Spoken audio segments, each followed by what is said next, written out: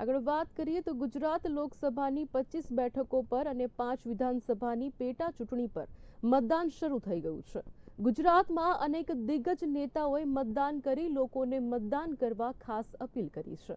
ત્યારે કોંગ્રેસના પ્રદેશ પ્રમુખ શક્તિસિંહ ગોહિલે પણ ગાંધીનગર સેક્ટર 19માં આવેલા સ્કૂલમાં મતદાન કરવા તેઓ પહોંચ્યા હતા। શક્તિસિંહ ગોહિલ તિરંગા ખેસ પહેરીને મતદાન કરવા પહોંચ્યા હતા।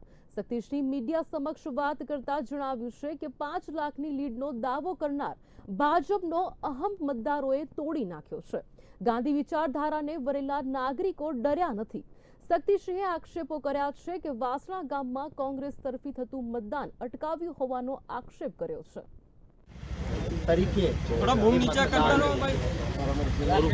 બરાબર પાંડેજી, જનતા જનાર્દન છે અને લોકો નિર્ણય કરતા હોય અને પોતાના મતનો ઉપયોગ મતદાતા અવશ્ય કરે જરૂરી, કારણ કે આવતા 5 વર્ષ સુધી એમનો અવાજ કોણ બનવાનું છે, કયો શખ્સ અને કયો પક્ષ એ નક્કી થતું હોય।